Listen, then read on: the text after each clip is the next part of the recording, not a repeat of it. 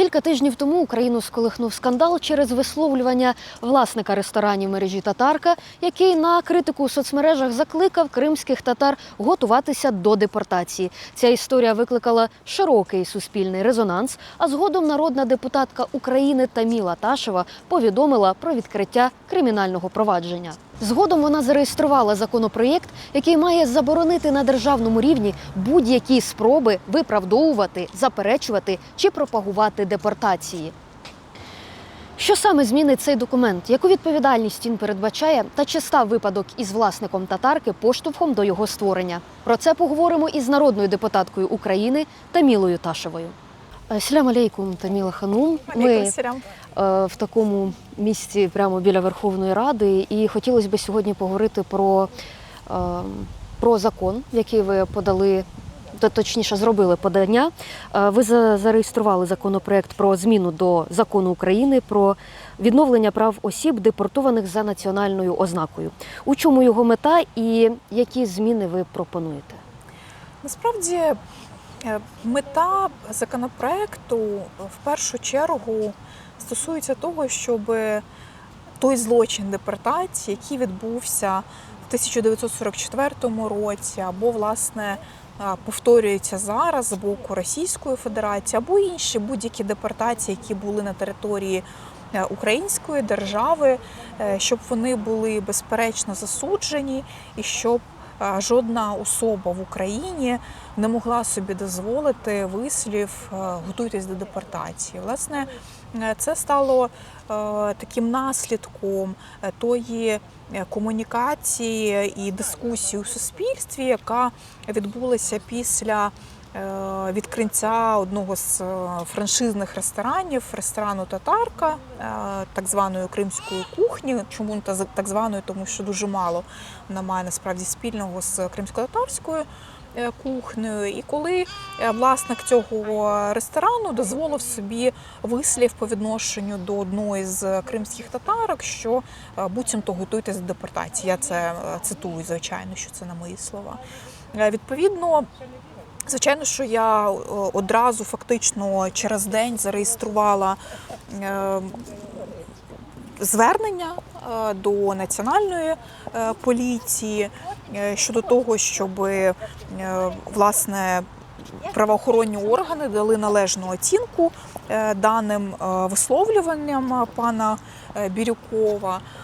І стало зрозуміло, що окрім того, що притягнути до відповідальності конкретну особу, потрібно зробити певну превенцію, тому що в українському законодавстві такої норми, яка навіть була би достатньо загальною про заборону заперечення або закликів до депортації, щоб це було, тому що в нас в чинному законодавстві цього немає, або навіть, наприклад, до інших геноцидів, які відбувалися на території України, зокрема щодо Голодомору. Тому мета ключова цього законопроекту, який, я сподіваюся, невдовзі стане законом, щоб такі дії з боку будь-якого громадянина, неважливо, в незалежності від національності, соціального статусу, щоб такого просто не було. Так, ви тільки що згадали, що буквально на наступний день ви написали заяву і до поліції щодо Бірюкова. На якому зараз етапі розгляд цієї справи і що показала ця історія особисто вам? Зараз справа знаходиться на етапі досудового розслідування. Вона зазвичай, цей етап триває до року. Мені надіслали відповідь, що кримінальне провадження, воно відкрито за частиною 1 статті 161 Кримінального кодексу України. Це фактично розпалювання ворожнечі на ґрунті етнічної ненависті, релігійної і так далі. Воно зареєстровано, мене поки що не повідомляли правоохоронні органи на якій стадії, але якби стадію я знаю, що це досудове розслідування. Власне, дуже важливо насправді мені як народному депутату не втручатися в ход досудового розслідування, тому якби я не звертаюсь до правоохоронних органів, щоб вони мене там проінформували, в якому статусі це все зараз знаходиться. Але я сподіваюся на те, що це досудове розслідування, і потім, якщо матеріали будуть передані до суду, все ж таки матимуть продовження, і особа, яка вчинила такий, я вважаю, що насправді злочин, бо не можна висловлюватись в такому форматі, як він висловився, щоб вона була притягнена до відповідальності. От яке ваше ставлення особисто, коли ви побачили ось це, як на мене, огидний коментар, ваше ставлення і ставлення українського суспільства, яку ви реакцію побачили і чи сподобалося вам? Дякувати Богу, більшість українських громадян засудили такі дії, і в тому числі ті високопосадовці, з якими я спілкувалася. Більшість з них сказали, що це просто абсолютно неприпустимо, такі висловлювання, тому що, розумієте, в нас травма оцих злочинів, які відбувалися на території України, вона просто величезна. Це як стосується загалом українців, це травма Голодомору, наприклад, або там травма операція Вісла, яка депортація фактично, яка в 47-му році відбувалася, або це травма пов'язана з проявами Голокосту в Бабиному Яру, або це травма депортації, вона дуже висока. Да? Тобто ми всі є травмованими оцим нашим історичним минулим. І відповідно, коли хтось собі в умовах 21-го століття і в умовах одної з найкровопролитніших війн 21-го століття дозволяє такі вислови, для мене це просто абсолютно неприпустимо. Для мене це дивно, що через 12 років, 12,5 років війни, 4,5 цієї кровопролитної повномасштабної війни, бачачи, скільки людей Росія зараз депортовує, я маю на увазі цивільне населення, і дітей, і доросле населення, як вони гібридно депортують кримських татар у російські тюрми, тобто незаконно переміщають. Це така сама депортація, просто в інших її проявах.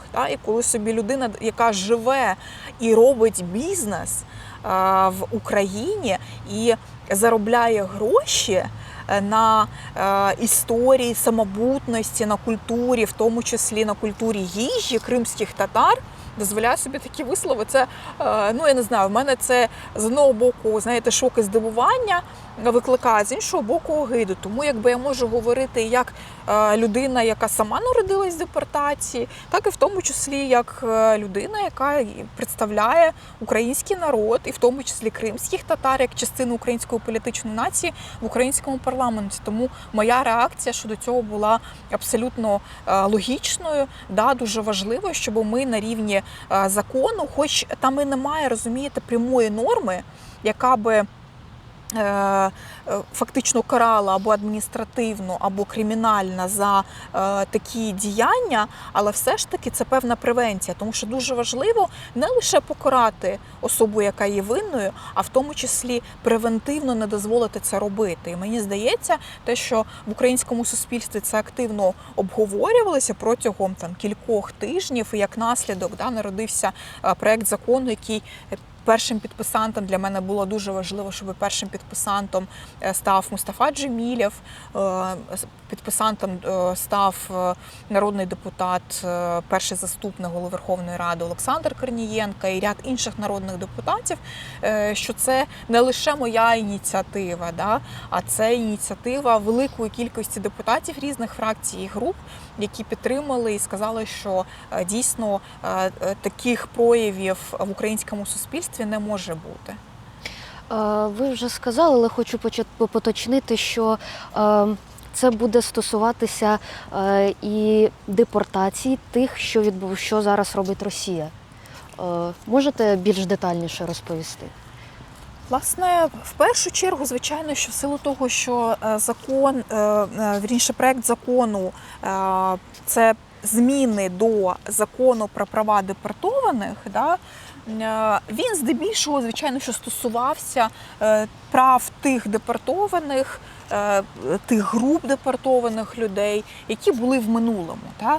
Але ми всі прекрасно розуміємо, що депортація і той злочин депортації, який, власне, був непокараний і міжнародним нашим співтовариством, да, і Росія не покаялась як правонаступниця Радянського Союзу, цей злочин зараз, на жаль, повторюється. Да, ми його бачимо знову і знову. По відношенню до українських дітей, які незаконно, яких фактично депортовують на територію або тимчасово окуповану України, або на територію Російської Федерації, або це інше цивільне населення, або це наші українські громадяни, які незаконно перебувають в місцях позбавлення свободи, яких фактично незаконно депортовують на території, переміщають на територію Російської Федерації. Тому, безперечно, ця норма має такий достатньо загальний характер, і тому я думаю, що воно буде стосуватися і в тому числі інших злочинів, пов'язаних з депортацією, які ми бачимо і зараз вже в 21 столітті. Чи стосується ця норма також політв'язнів, яких після винесення вироку по факту також депортують за межі Криму або судять на території Ростовської області чи Краснодарської? Фактично це можна кваліфікувати переміщення нашого цивільного населення, і в тому числі переміщення ув'язнених, можна розглядати як прояв депортації. Звичайно, що варто розуміти, що норма в проєкті має загальний характер, але як вона буде застосовуватися в подальшому, це вже треба буде дивитися на практику. Да? Тому я думаю, що норма може стосуватися і таких громадян наших, які переслідуються з політичних мотивів, ознак, але в першу чергу, звісно, що цей проект закону має на меті засудження тих дій, які відбувалися на території України в 20-му столітті, на території всієї України, в її зараз загально визнаних міжнародних кордонах. Це стосується, звичайно, що Криму, іншої території Української держави. Але, безперечно, скоріш за все, це буде стосуватися і тих злочинів, які Росія здійснює зараз на території Української суверенної держави. Як ви оцінюєте перспективу ухвалення цього законопроекту у Верховній Раді? І ви назвали декілька прізвищ ваших колег, які підтримують вас. Можливо, є цілі фракції, які з вами солідарні в цьому питанні? Варто розуміти, яким чином загалом відбувається реєстрація проєкту закону. Я просто поясню. Коли є якась ініціатива законодавча, народний депутат або група народних депутатів звертається до або тих депутатів, деяких хоче, або намагається залучити абсолютно там різні фракції, групи, щоб оце такий плюралізм показати підтримку з боку різних фракцій груп. Якщо подивитися на перелік підписантів, там дуже є різні насправді люди і з правлячої партії, да, і фракції більшості у парламенті. Там є і представники опозиційних фракцій, є там умовно опозиційні, але вони достатньо нейтральними групами є. Тому видно, що саме тому можна говорити, що законопроект підтримується більшістю групи фракцій українського парламенту. Перспективи, мені здається, достатньо хороші.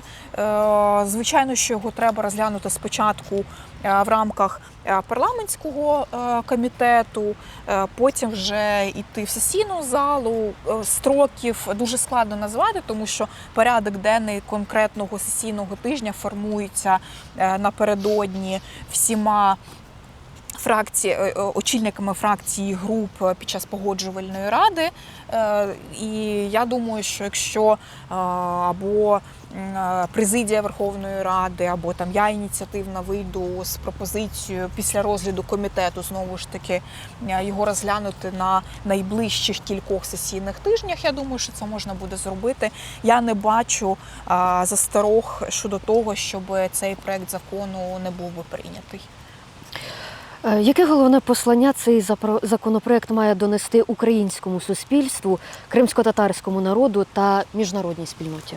Ключове, що будь-які, особливо жахливі сторінки нашої історії, не мають виправдовуватись. Знаєте, це насправді не має нічого спільного, бо я читала там певні коментарі під постом там моїм, коли я сказала про реєстрацію проекту закону, що от тепер вже і свободи слова буцімто якби немає, і не можна там щось говорити.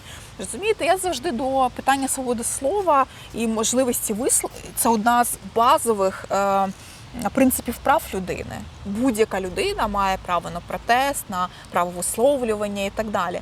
Але якщо подивитися на практику, наприклад, Європейського суду з прав людини, вона вже щодо цього висловилась давно, або як окремі країни, або на рівні європейських інституцій, або окремих країн висловлювали щодо, наприклад, засудження фашистського режиму, і абсолютної нетолерантного ставлення до тих людей, які собі зараз дозволяють досі там якісь фашистські висловлювання і так далі. Це все засуджується на рівні законодавства. І ніхто не говорить, що коли ми це виправдовуємо, це є свободою слова і посяганням на свободу слова, це абсолютно не є так.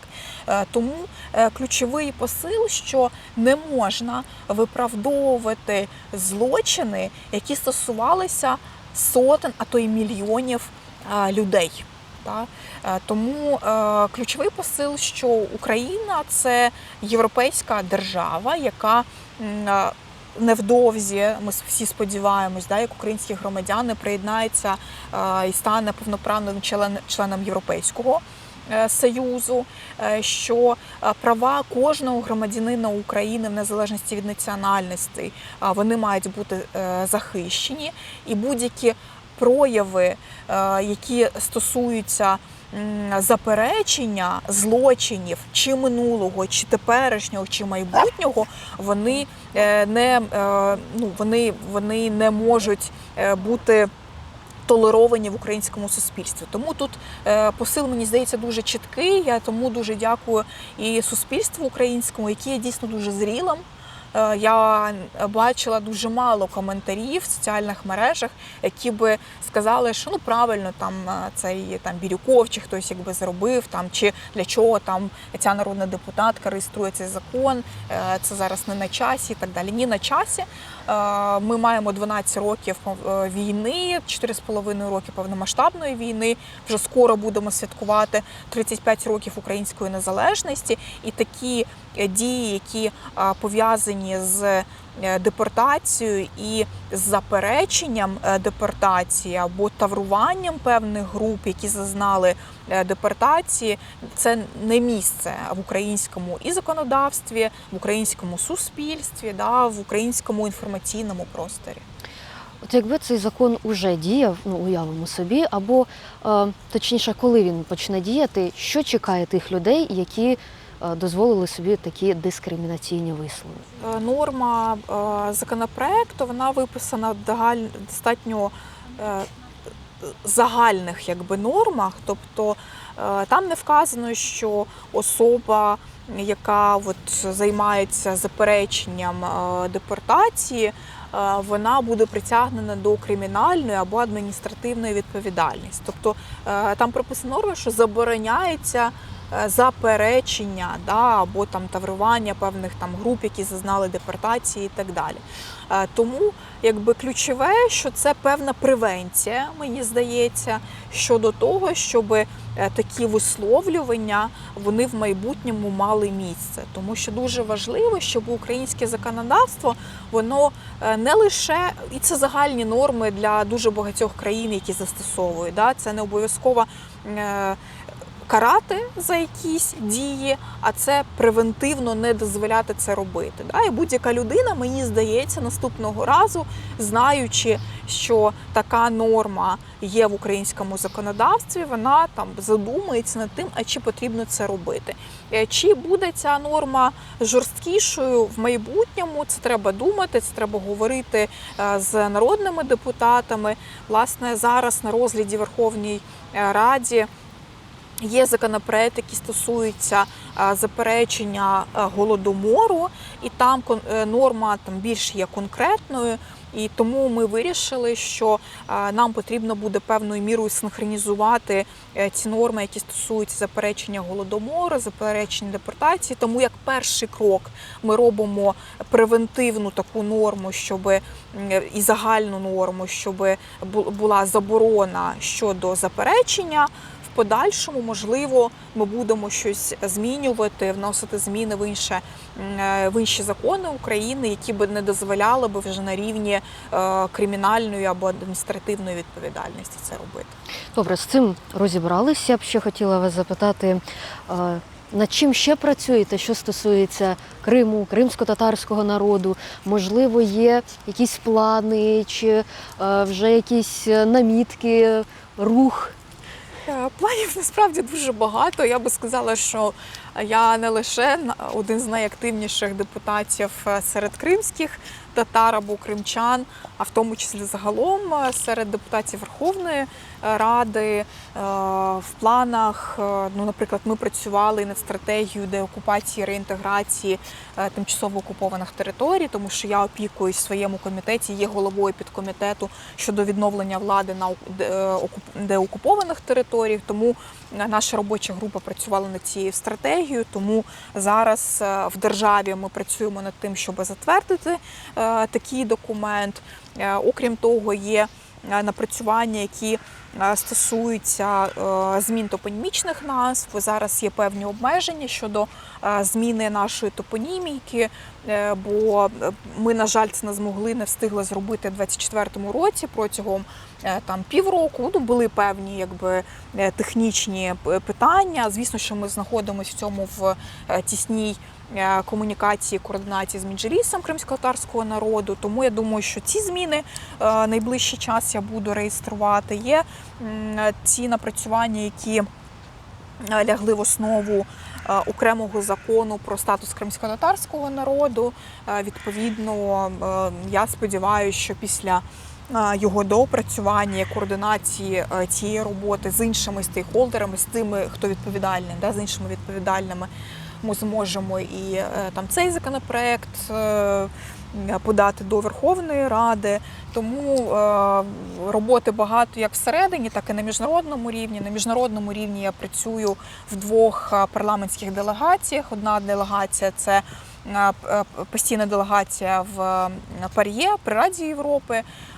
Інша делегація – це міжпарламентський союз, в рамках якого я теж працюю.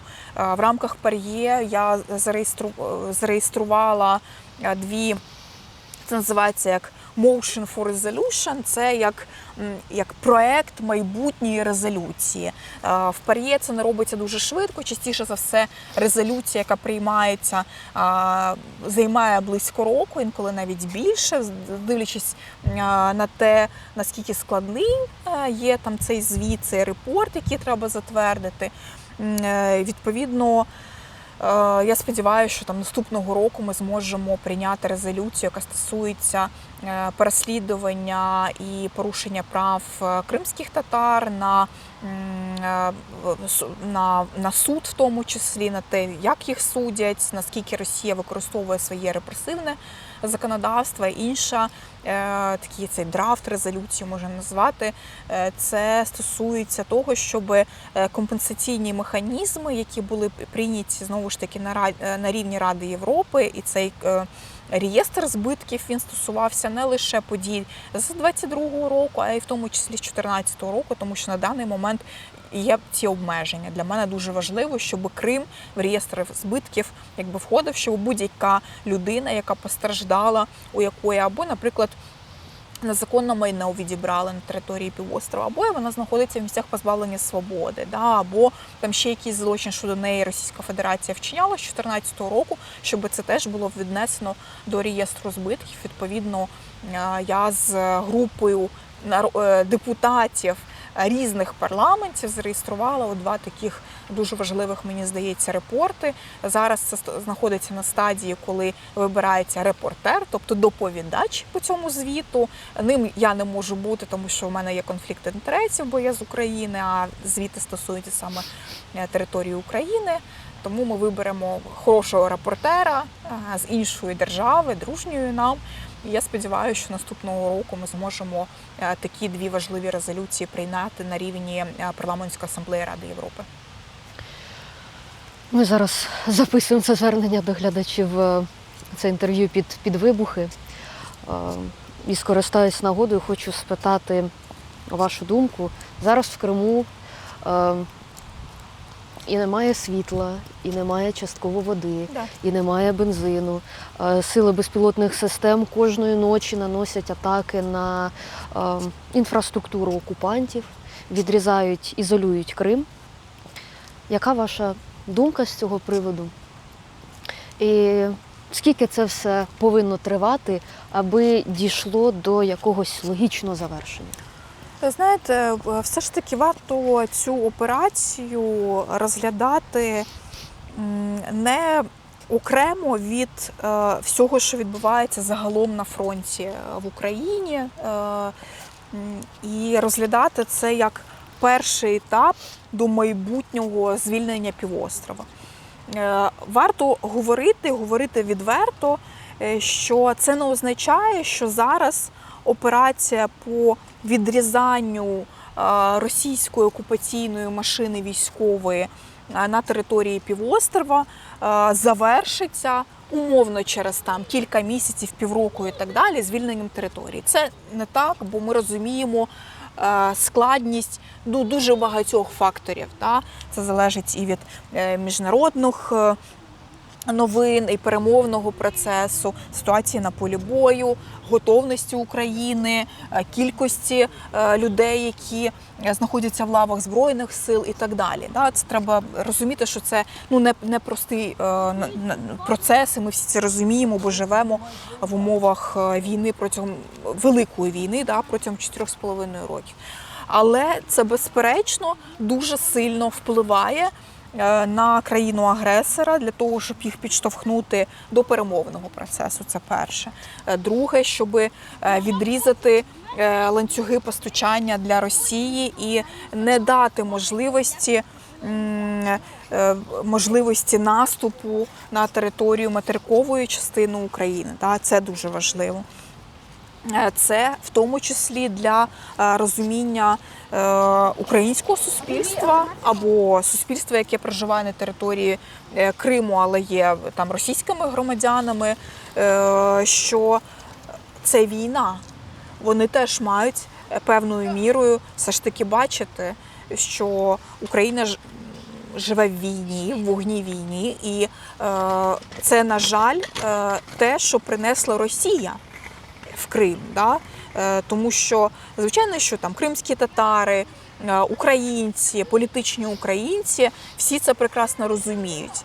Але це має дійти до розуму і інших категорій громадян, які зараз заселяють Кримський півострів. Звичайно, що це і питання певного звільнення з Криму, щоб з Криму поїхали і російські громадяни, і вони активно їдуть. Тобто тут багато різних факторів. Тому я скажу так, що моє серце, безперечно, болить за людей, які зараз знаходяться в складних гуманітарних обставинах. Дійсно, по півдоби, інколи доба немає світла. З перебоями світла пов'язано перебої з водопостачанням. Безперечно, це дуже багато обмежень пов'язані з топливом. Відповідно, люди не можуть жити так, як вони якби до того жили.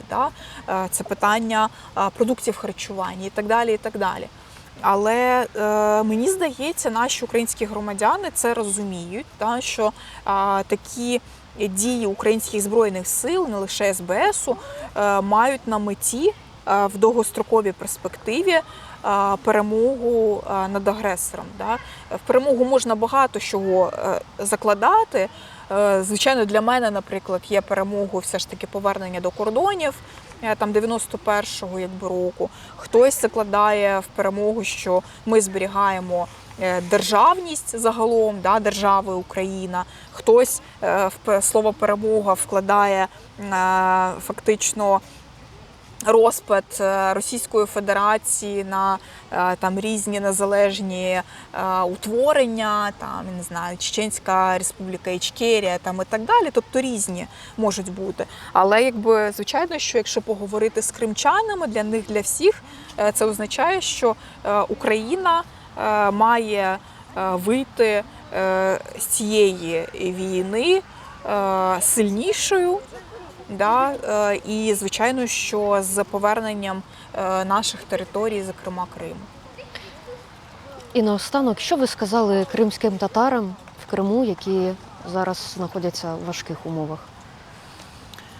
Знаєте, ті кримські татари, з ким я спілкуюсь, як і на материковій частині України, так і тими людьми, які живуть в Криму, всі прекрасно розуміють. І мені досі продовжують писати в соціальні мережі люди. Інколи я можу відповідати, інколи можу не відповідати для того, щоб не підставляти людей. Хтось пише коментарі. І є от таке поняття у кримських татар «кось айден кавясе». Що це означає? Це означає, що це така, я би сказала, навіть святкова кава, коли ти зустрічаєш там гостей в себе вдома, приймаєш і так далі. І, відповідно, от багато кримських татар, які мені пишуть і зараз, всі говорять, що все нормально, ми притримаємось, ми і не таке переживали. Люди, які пережили депортацію і початок 90-х без води, світла, газифікації, з відсутністю дуже часто грошей на базові продукти, вони приблизно в тій самій ситуації знаходяться зараз. Просто зрозуміло, що в нас зараз запит трошечки вищий на комфорт, ніж він був раніше. Але всі кримські татари говорять, нічого, ми потерпимо, ми готові чекати. І скоро, як вони говорять, ТСД козайден хавяси чи джемес. Я тому дуже сподіваюся, що можливо, не так скоро, як всім би нам хотілося, але обов'язково ми будемо пити цю святкову каву. І я сподіваюся, що всі мої знайомі, друзі, які мене на цю каву кличуть вже, ми все ж таки невдовзі все ж таки з ними зустрінемося і зможемо випити цю каву. Таміла Ханум, дякую вам за інтерв'ю. Дякую вам. І з глядачами не прощаємось, а кажемо «Курушкенджі». Курушкенджі.